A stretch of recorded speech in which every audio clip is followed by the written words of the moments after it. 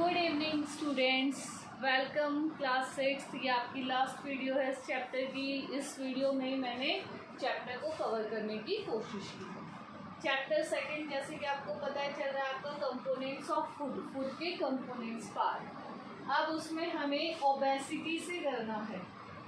Obesity मोटापा, ठीक है। ओबेसिटी को हम क्या बोलते हैं? मोटापा। Overweight and bulkiness, that means ज़्यादा वजन हो जाना और भारी हो जाना, ठीक है। क्यों? Due to excessive accumulation of fat. Fat क्योंकि ज़्यादा डिपॉजिट हो जाता है या हम ओवर ईटिंग करते हैं, दैट मीन्स बार बार खाते ही रहते हैं, हमारा मुंह ही नहीं रुकता, that is also reason of obesity. Causes, कारण ओवर ईटिंग, बार बार खाते रहो, भूख नहीं है तब भी खाए जा रहे हैं, मुंह चलना चाहिए, रुकना नहीं चाहिए। एक रीज़न ये है हार्मोनल इनबैलेंस। आपने कुछ बच्चों को भी देखा होगा, कुछ एडल्ट्स को भी देखा होगा जिनका वेट बहुत ज़्यादा होता है, लेकिन वो बेचारे क्या करते हैं? खाते भी नहीं है इतना, ओवर ईटिंग भी नहीं करते हैं, ठीक है, फैट भी कंज्यूम नहीं करते हैं, डाइट भी उनकी कम होती है, उसके बावजूद भी वो मोटे रहते हैं। तो ऐसे में क्या है, उनका हार्मोनल इम्बैलेंस होता है। दैट इज मीन्स हमारे जो बॉडी है उसमें कुछ केमिकल्स होते हैं, हार्मोन्स, जैसे ग्रोथ हार्मोन जो हमें बढ़ने में हेल्प करता है। तो इसी तरीके से कंट्रोल करने के लिए इन चीज़ों को हार्मोन्स प्रेजेंट होते हैं, लेकिन उन हार्मोन्स का इम्बैलेंस हो जाता है। दैट मीन्स वो जितने होने चाहिए कम या ज़्यादा इस तरीके से हो जाते हैं, जो एग्जैक्ट एडुकेट अमाउंट है वो नहीं हो पाती। Next is metabolic disorder. That means metabolic activities जो हमारे बॉडी में चल रही हैं वो कोई एक्टिविटी ढंग से प्रॉपरली काम ना करे, तो ऐसी कंडीशन में भी ओबेसिटी हो जाती है। Lack of physical work, exercise, खाते जा रहे हैं, फिजिकल वर्क कर नहीं रहे, एक्सरसाइज कर नहीं रहे, घूमने जा नहीं रहे, तो क्या होगा बेटा? बैठे बैठे ओबीसी होगी। अब जैसे आप लोग बैठे बैठे पढ़ रहे हो, कोई लेट के पढ़ रहा है, कोई बैठ के पढ़ रहा है, तो जो एक एक्टिविटी थी, जो पोजीशन थी क्लास में जो होती थी, आप डेस्क पे बैठते थे, ठीक है, फिजिकली तो एटलीस्ट एक्टिव रहते थे, तो वो सारी चीज़ें फिजिकल वर्क जो है वो लैक है। फिजिकल वर्क यहाँ पे आपका आता है एक्सरसाइज से रिलेटेड, जिसमें आप अपने मस्कुलर वर्क, ठीक है, मसल्स का यूज़ करते हो। कंट्रोल कैसे कंट्रोल करें? एक्सरसाइज करो भाई, योगासन करो, एक्सरसाइज करो, ठीक है, वरना क्या होगा? बैठे बैठे मोटे ही हो जाओगे। मेडिसिन, दवाइयाँ भी ले सकते हो, दवाई लेके आप उसको कंट्रोल करो, लेकिन मेडिसिन एक बेस्ट तरीका नहीं है, इसको हम एक अच्छा तरीका नहीं मान सकते। एक्सरसाइज करो, योगा करो, फिजिकल एक्सरसाइज करो। अवॉइड हाई फैट, ज़्यादा फैट मत खाओ, तला हुआ मत खाओ, रोस्टेड फूड मत खाओ, समोसे मत खाओ, ब्रेड मत खाओ। अब आप कहोगे कि मैम हमें तो खाना है, खाओ बेटा मंथ में एक बार, लेकिन ये ओबीस पर्सन के लिए बोला जा रहा है, उसको तो फैट खाना ही नहीं चाहिए क्योंकि उसके बॉडी में ऑलरेडी इतना फैट है, ठीक है ना। तो अगर आपको अवॉइड करना है तो physical exercise is best method. Next, balance diet. आप लोग बैलेंस डाइट क्या करेगी? बैलेंस डाइट जो है आपको, जो आपके और न्यूट्रिएंट्स की कमी है उसको भी पूरा करेगी, और वो बहुत ज़रूरी है। एक एडुकेट अमाउंट में आपको फैट ही अपनी डाइट से कम करना है, बाकी चीज़ें कम करने की इतनी ज़रूरत नहीं होती। मीठा कम खाओ। बहुत बच्चे क्या, कुछ तो छोटे छोटे बच्चे ही, अब तो खैर ये कोविड की वजह से नहीं ला रहे हो आप लोग soft drinks, cold drinks, otherwise इतनी कोल्ड ड्रिंक्स पीते हो। कोल्ड ड्रिंक्स तो सबसे ज़्यादा ओबीस का रीज़न ही कोल्ड ड्रिंक है, मैं तो यही कहूँगी, क्योंकि गर्मियों के सीज़न में बच्चे बाहर भी, हम नॉर्मल बच्चों को देखते हैं, कोल्ड ड्रिंक सबसे पहले क्या आता है मुंह से? कोल्ड ड्रिंक लेंगे और साथ में चिप्स होते हैं, और दोनों ही चीज़ें बहुत ज़्यादा हार्मफुल हैं हमारी हेल्थ के लिए। अब इसकी वजह से डिजीज़ भी होती है, ठीक है। आप बोलोगे डिजीज़, ओबेसिटी एक नॉर्मल, ऐसे मत समझो कि बहुत नॉर्मल चीज़ है, नहीं, इसकी वजह से बहुत सारी डिजीज़ हो जाती हैं। ओबेसिटी का मतलब क्या है? जब एक्सेस फैट आपकी स्किन के नीचे डिपॉजिट होना शुरू हो जाए, एब्डोमेन जो पेट के नीचे का पार्ट है, हिस्सा है, ठीक है, और जो है वहाँ पे फैट का डिपोजिशन हो जाए, तो दैट मीन्स आप ओबीस हो। कोलेस्ट्रॉल इंक्रीज, बढ़ जाता है कोलेस्ट्रॉल का लेवल बढ़ जाता है और कोलेस्ट्रॉल हमारे लिए अच्छा नहीं है, खासकर हमारे हार्ट के लिए। इससे हार्ट डिजीज ज़्यादा होती है, हाइपरटेंशन, ठीक है, बीपी बढ़ जाएगा, ठीक है, ब्लड प्रेशर जो है वो बढ़ जाएगा। रीज़न, फैट एक्यूमुलेट हो जाता है। हमारी आर्टरीज भी तो एक पाइप की तरह है बेटा, अगर फैट ज़्यादा खाओगे तो यहाँ पे डिपॉजिट होना स्टार्ट हो जाएगा और ये आर्टरीज जो है नैरो हो जाएंगे और ब्लड को फोर्स लगाना पड़ेगा आगे जाने के लिए, तो ब्लड प्रेशर इंक्रीज होगा और आप ब्लड प्रेशर पे जो है पेशेंट हो जाएंगे।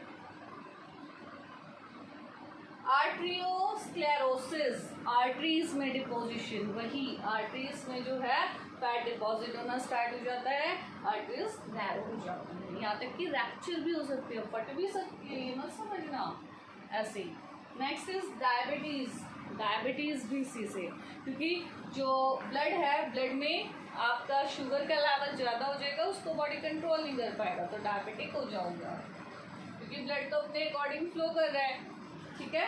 तो ये सारी डिजीज, तो ओबेसिटी को आप ये मत समझिए, ओबेसिटी मतलब ही समझ लो आप डिजीज़ की तरफ अग्रसर हो गए। और अगर आप अपने आप को डिजीज़ से बचाना चाहते हैं तो सबसे पहले अपनी ओबेसिटी को कंट्रोल करें। और आजकल इंडिया में सबसे ज़्यादा ओबीज पर्सन ही है, ठीक है ना, क्योंकि चर्बी बहुत ज़्यादा चढ़ गई है बेटा, ठीक है ना, एक्सरसाइज करते नहीं है, फिजिकल वर्क करते नहीं है, ठीक है ना, तो ऐसा ही होगा। नेक्स्ट देखिए, पहले के लोग थे ना, ओबेसिटी वगैरह, बीपी पेशेंट होते ही नहीं थे। रीज़न क्या था बेटा, फील्ड में जाते थे, खेतों में काम करते थे, पूरे दिन फिजिकल वर्क करते थे, ठीक है ना। आपके घरों में आपके पेरेंट्स भी बहुत सारे ऐसे होंगे जो फिजिकल वर्क करते हैं। जो फिजिकल वर्क करते हैं वो फिट एंड फाइन रहते हैं, ठीक है ना। तो इसलिए आप अपने दादाजी को देखो, परदादा को देखो, आपसे तो ज़्यादा एक्टिव होंगे वो आज भी, और उसका रीज़न यही है क्योंकि वो फिजिकल वर्क बहुत ज़्यादा करते हैं। और आप लोगों को भी फिजिकल एक्सरसाइज, फिजिकल वर्क करना चाहिए, लेकिन आप लोग नहीं करते हो, ये हमारी जनरेशन की सबसे बड़ी कमी है। नेक्स्ट देखिए, डेफिशिएंसी डिजीज़। अब हम बात करते हैं डेफिशिएंसी डिजीज़ की। डेफिशिएंसी का मतलब ही क्या है, कमी, किसी चीज़ की कमी होना। डेफिशिएंसी डिजीज़ किस वजह से डिजीज़ हो रही है, डेफिशिएंसी, कमी की वजह से, लैक ऑफ वन और मोर न्यूट्रिएंट्स, ठीक है, एक या एक से ज़्यादा न्यूट्रिएंट्स की कमी, जिसे हम न्यूट्रिशनल डिसऑर्डर भी बोलते हैं। दैट मीन्स न्यूट्रिशन में डिसऑर्डर हो गया, जिस तरीके से वो होने चाहिए थे वैसे वो है नहीं। अब अगर हम इसका डेफिशिएंसी डिजीज़ को अगर हम डिवाइड करें तो मेन 3 पार्ट्स में हम इसको डिवाइड करते हैं। Protein energy malnutrition, minerals deficiency, vitamins deficiency.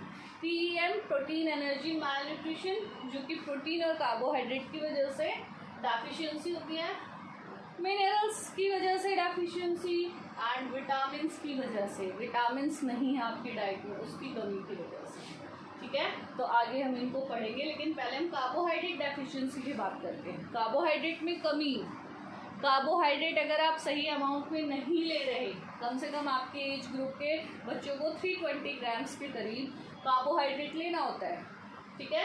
अगर आप वो नहीं ले रहे हो, 25 ग्राम के आसपास शुगर लेनी होती है, अगर वो आप अपनी फिक्स अमाउंट नहीं ले रहे हो तो आपको कार्बोहाइड्रेट की कमी हो जाएगी, जिसकी वजह से आपको कार्बोहाइड्रेट डेफिशिएंसी डिजीज़ हो जाएगी। अब ऐसा क्या है, ऐसे नहीं होती है कि आपने एक दिन नहीं खाई चपाती तो आपको ये डिजीज़ हो गई, नहीं, काफ़ी लंबे पीरियड तक, ठीक है, 1 महीना, 2 महीना, 5-6 महीने तक आप रेगुलर नहीं खा रहे हो तो आपको उस चीज़ से डेफिशिएंसी कमी हो जाएगी। अब इसकी कमी हो गई तो अब क्या होगा,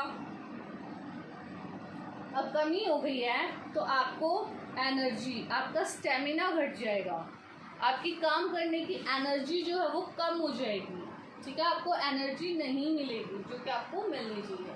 ऐसे ही फैट डेफिशिएंसी, फैट की भी कमी हो जाती है। अब फैट की कमी हो गई तब भी सेम रीज़न, आपका स्टेमिना कम रहेगा, क्योंकि फैट कार्बोहाइड्रेट से डबल एनर्जी प्रोवाइड करता है, इसलिए फैट भी हमारी डाइट में होना चाहिए। और सबसे बड़ी बात, फैट सॉल्युबल विटामिन्स, ठीक है, vitamin A, D, E, K, ठीक है, वो फैट में सॉल्युबल होते हैं, और अगर हमने कुछ अमाउंट फैट की नहीं ली तो ऑब्वियसली उन विटामिन डिज़ोल्व नहीं हो पाएंगे और उनकी भी डेफिशिएंसी हो जाएगी। और विटामिन डी एंड विटामिन के वो तो इसकी प्रेजेंस में ही बनते हैं, तो इसलिए फैट भी ज़रूरी है। लेकिन एक्सेस फैट, ज़्यादा फैट अगर आप कंज्यूम करोगे तो आपको ओबेसिटी हो सकती है, मोटापा हो सकता है। ठीक है, तो यहाँ तक हमने कार्बोहाइड्रेट डेफिशिएंसी पढ़ ली, हमने फैट डेफिशिएंसी पढ़ ली। अब हम प्रोटीन डेफिशिएंसी पे आते हैं। प्रोटीन की कमी की वजह से जो हम PEM, प्रोटीन एनर्जी मैलन्यूट्रिशन, पीछे भी लास्ट वीडियो में भी पढ़ा था, जिसमें प्रोटीन की भी कमी है, एनर्जी की भी कमी है। एनर्जी की कमी है तो दैट मीन्स उसमें कार्बोहाइड्रेट्स नहीं है। Protein energy malnutrition that means protein की भी कमी, साथ साथ कार्बोहाइड्रेट की भी कमी। तो ऐसी दो डिजीज़ है, क्वाशियोरकर और मैरास्मस। क्वाशियोरकर 1 to 5 ईयर्स के बच्चों में होती है और मैरास्मस ज़्यादातर 1 to 2 ईयर्स तक के बच्चों में होती है। अब क्वाशियोरकर का रीज़न, उसके सिम्टम्स क्या है? रीज़न तो ये हो गया प्रोटीन नहीं है उसके डाइट में एंड कार्बोहाइड्रेट्स नहीं है उसकी डाइट में, दोनों की कमी है। और ये सिर्फ एक या दो दिन के लिए नहीं, 2-3 महीने रेगुलर कंटिन्यूस अगर ऐसा होता है तो ये डिजीज़ हो गई बच्चे को। उससे क्या होगा? इरिटेबल, बेचारा इरिटेटेड रहेगा, उसको छेड़ोगे हर बात को चीखेगा, चिल्लाएगा, ठीक है, रोता रहेगा। स्किन क्रैक्स, स्किन में क्रैक पड़ जाएंगे, ठीक है, ऐसे लाइंस पड़ जाएंगे। लेग्स वीक हो जाएंगे, कमज़ोर हो जाएंगे। स्वेल ऑन एब्डोमेन, उसका जो ये वाला हिस्सा है पेट वाला, ये काफ़ी बड़ा हो जाएगा। Hair reddish, hair red colour के हो जाएंगे। लोअर बॉडी वेट, उसका वेट तो कम होगा ही, अंडर वेट होगा वो बच्चा। रिटार्डेड ग्रोथ, उसकी ग्रोथ रुक जाएगी जब बेचारे को कुछ मिल ही नहीं रहा, प्रोटीन नहीं मिल रहा ग्रोथ के लिए, कार्बोहाइड्रेट नहीं मिल रहा, तो ग्रोथ कैसे होगी? ठीक है, इसका इलाज क्या है? उसको protein carbohydrate rich diet they, that means जिसमें प्रोटीन भी अच्छी मात्रा में हो, कार्बोहाइड्रेट भी अच्छी मात्रा में हो, ऐसे उसको डाइट देनी चाहिए, उसका इलाज है। सेकेंड थिंग क्या है बेटा, इन बच्चों को ज़्यादातर ये डिजीज़ क्वाशियोरकर और मैरास्मस क्यों होती है? जब वो मदर फीड नहीं लेते, दैट मीन्स अपनी मम्मी का दूध नहीं पीते हैं, कम से कम 8 to 9 मंथ्स तक बच्चे को मदर को जो है फीड कराना चाहिए। रीज़न क्या होता है? जो मदर का मिल्क होता है उसमें विटामिन C बहुत अच्छे अमाउंट में होता है, तो बच्चे का इम्यून सिस्टम बहुत अच्छा डेवलप होता है, ठीक है। तो इसलिए मदर्स मिल्क जो है वो बच्चे को जरूर फीड कराना चाहिए। नेक्स्ट मैरास्मस, ये भी सेम है, इसी तरीके से यही सिम्टम्स हैं, बस इसमें और बुरा हाल हो जाता है। आपको अपनी बुक में फोटो दिखेगा, थिन, वो बिल्कुल पतला, लूज कोट, स्किन के बिल्कुल ऐसे ढीली पड़ी हुई है, ठीक है, और उसकी हड्डियों का ढांचा बिल्कुल स्केलेटन जैसे साफ दिखाई दे रहा है। मैरास्मस वाला बच्चा तो बिल्कुल ऐसा होता है, ठीक है। तो ये थे यहाँ तक, प्रोटीन की डेफिशिएंसी कर ली, कार्बोहाइड्रेट की बता दी, फैट की बता दी। प्रोटीन की deficiency, protein energy malnutrition, protein और कार्बोहाइड्रेट की कमी की वजह से क्वाशियोरकर और मैरास्मस दो डिजीज़ हैं, याद रखना। नेक्स्ट डेफिशिएंसी हम करते हैं विटामिन्स की। अब विटामिन्स की कमी की वजह से भी हमें डिजीज़ होती है, तो हम सबसे पहले विटामिन ए की बात करते हैं। विटामिन ए की वजह से जो डिजीज़ होती है दैट इज़ नाइट ब्लाइंडनेस। मैंने यहाँ पे बोर्ड पे नहीं लिखा क्योंकि सारे फैक्टर्स नहीं आ रहे थे, ठीक है ना, तो आपकी बुक में टेबल है, आप वहाँ से भी पढ़ सकते हो, लेकिन मैं जनरली आपको नॉर्मल बता रही हूँ। विटामिन ए की वजह से जो डिजीज़ होती है दैट इज़ नाइट ब्लाइंडनेस। होता क्या है, इसमें डिम लाइट में बेटा दिखाई नहीं देता है, कम दिखता है, लॉस ऑफ विजन हो जाता है।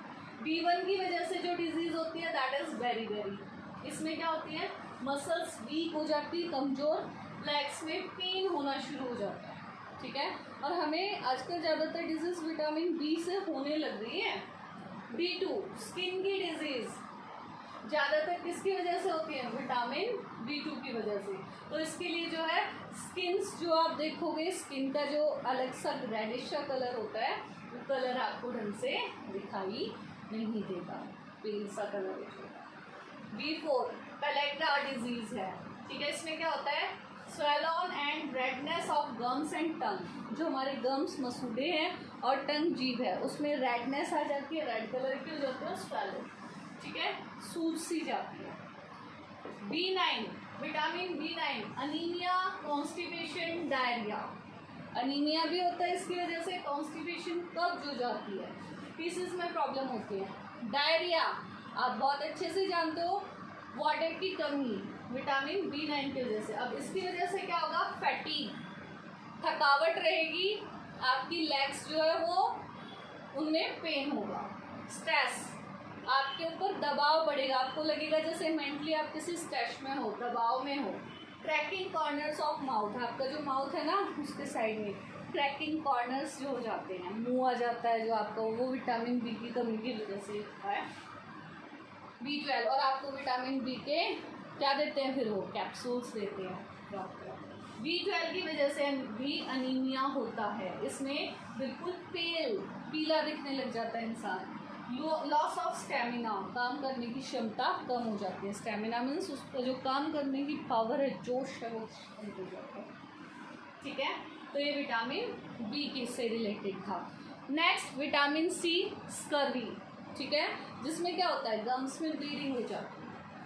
ठीक है, तो विटामिन सी से जो डिजीज होती है that is scurvy. Vitamin D से जो डिजीज होती है वो होती है रिकेट्स। ठीक है, रिकेट्स छोटे बच्चों में होती है, ऑस्टियोमेलासिस बोलते हैं एडल्ट्स में।